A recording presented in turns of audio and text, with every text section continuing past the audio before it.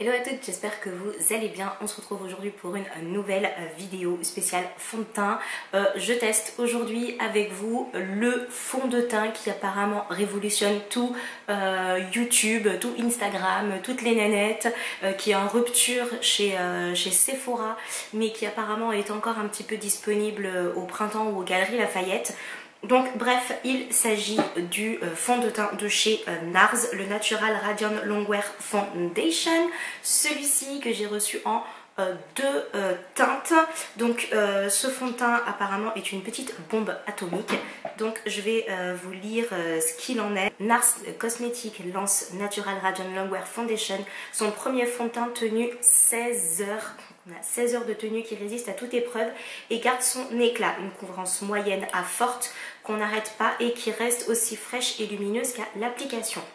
La haute couvrance est stabilisée par une technologie brevetée qui rend la texture incroyablement légère et souple pour un fini seconde peau indétectable. Donc j'attends ce fini seconde peau absolument indétectable. Une formule qui améliore aussi la texture de la peau d'heure en heure grâce à son complexe, etc., etc. Disponible en 33 nuances. Donc pour preuve, je vais voir, voilà, vous avez 33 nuances de la plus foncée ici aux nuances les plus claires juste en dessous, et ça pour un prix de seulement hein, voilà, 45 € parce que il y a des fonds de teint qui coûtent beaucoup plus cher pour une bonne promesse aussi, des fonds de teint qui coûtent beaucoup moins cher et qui sont très bien aussi, mais apparemment comme celui-ci il bat tout le monde, donc 45 € ça peut aller pour un fond de teint, bien que je sais c'est pas donné. Donc moi j'ai reçu deux teintes, j'ai reçu la teinte Belém et la teinte Manaus. Donc la Belém c'est celle-ci, elle est un petit peu plus claire, et la Manaus elle est juste là, un petit peu plus foncée. Donc moi je pense que la teinte Belém c'est celle qui va être mon teint d'hiver, et la teinte Manaus va être tout simplement ma teinte d'été, en espérant que je ne me trompe pas, mais en général j'ai l'œil pour détecter. Et si je lis ce qu'il en est, donc là c'est un fond de teint moyen foncé, donc c'est ma teinte, avec des sous-tons rouges et bruns pour le Belém qui est ma teinte d'hiver, et des sous-tons caramel pour celui-ci qui sera donc normalement ma teinte d'été. Sachez qu'en termes de sous-tons, vous avez des sous-tons neutres, notamment chez les très foncés en haut, des sous-tons jaunes, rouge et caramel, olive et doré, jaune et rose. Donc en fait vous avez des sous-tons pêche et doré. Donc en fait normalement vous trouvez absolument votre teinte et votre sous-ton parmi 33 teintes.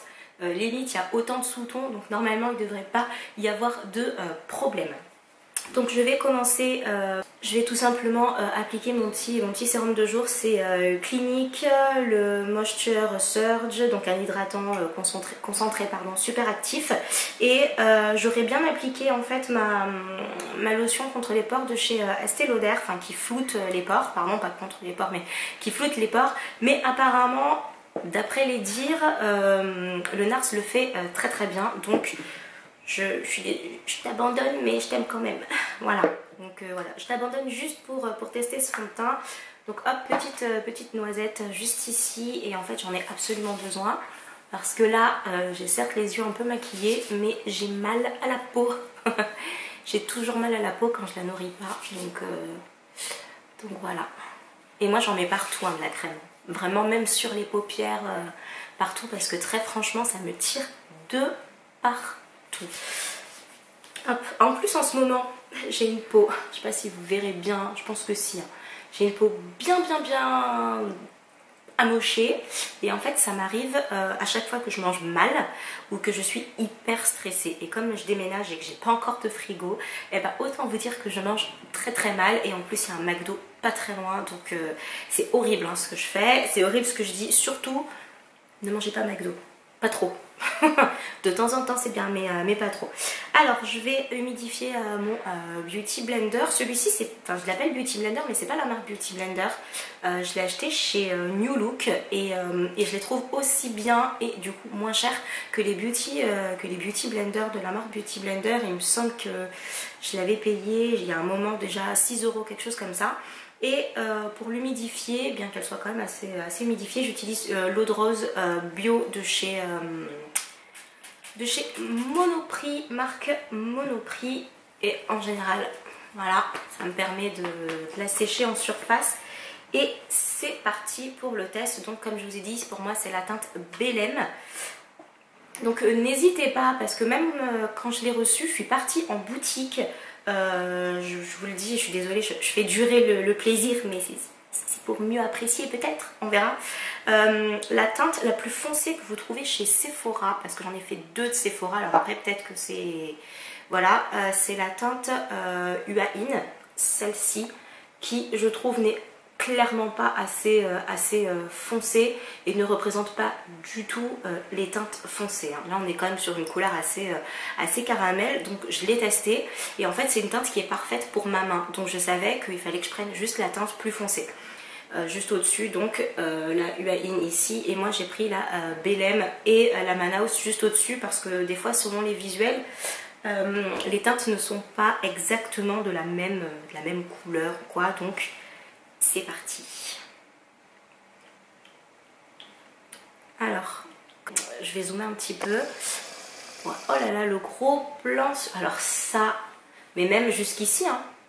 C'est parti. Comme en fait la couvrance est de moyenne à profonde, je vais essayer d'en mettre un petit peu pour que vous puissiez voir en fait la différence entre moyen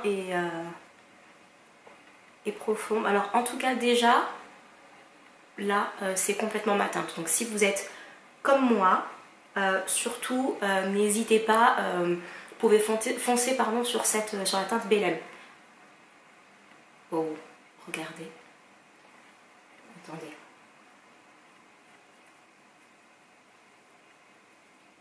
mes taches ont complètement disparu. Attendez, il faut que je passe de l'autre côté.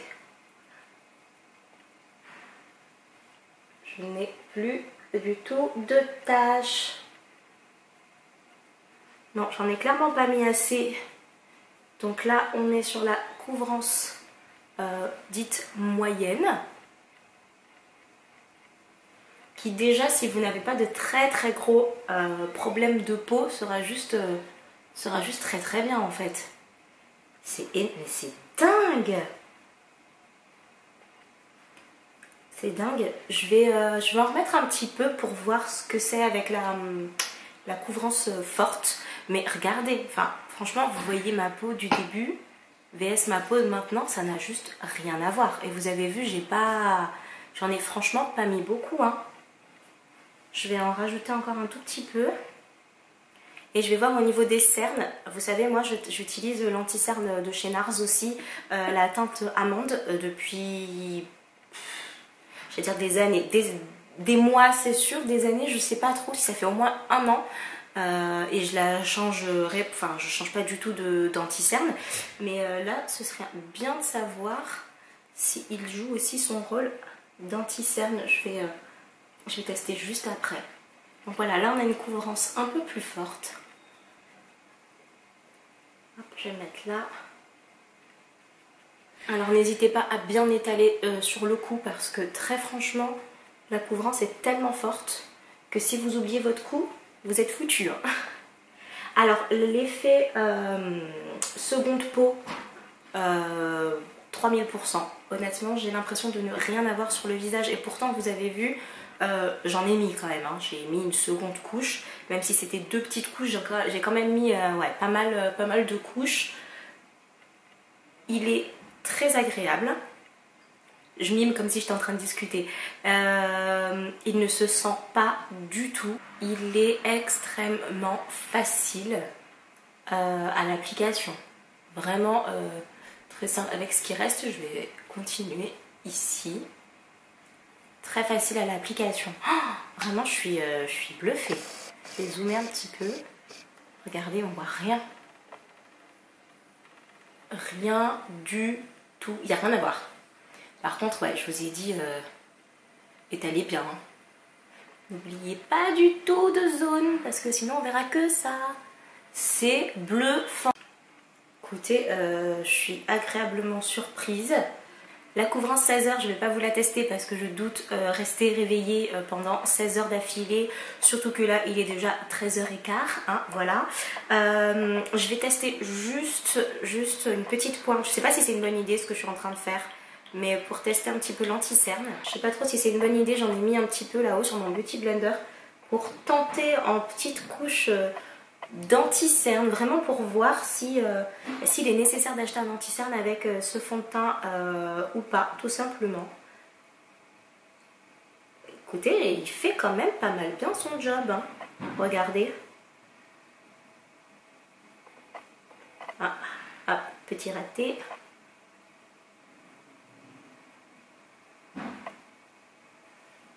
Écoutez, franchement, vous poudrez, vous pouvez sortir comme ça. Hein. Si vous avez très peu de cernes, honnêtement, vous pouvez rester comme ça. Écoutez, voilà, cette revue est désormais terminée. Je suis bluffée et en fait, je comprends pourquoi est-ce qu'il détrône beaucoup d'autres fonds de teint. Je trouve que 45 €, franchement, c'est pas du vol pour un résultat comme celui-ci. Je l'ai testé en anti-cerne, vous avez vu, franchement ça fonctionne pas trop mal. Si comme moi vous n'avez pas des kilomètres de dodo en retard, parce que j'ai des kilomètres de dodo en retard, très franchement je vais pas le poudrer juste pour voir comment est-ce qu'il résiste la journée. Et parce que les 3/4 du temps de toute façon je ne poudre pas mon make-up pour aller travailler ou pour sortir ou autre. Parce que là j'ai l'impression de ne pas avoir une seconde peau lorsque je poudre. Mais ça c'est personnel, je sais, on me le dit tout le temps, pourquoi tu poudres pas ton make-up? Je ne poudre pas mon make-up, c'est ainsi.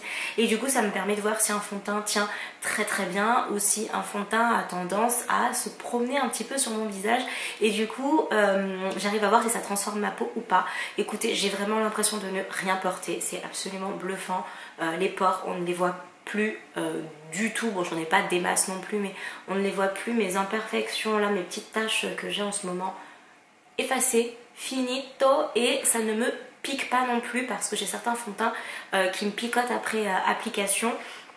Et il m'a suffi juste de mon sérum de jour. Et voilà, je n'ai pas porté mon petit float pore, mon hydralotion pour les pores affinés de chez Estée Lauder, qui est un très bon float pore.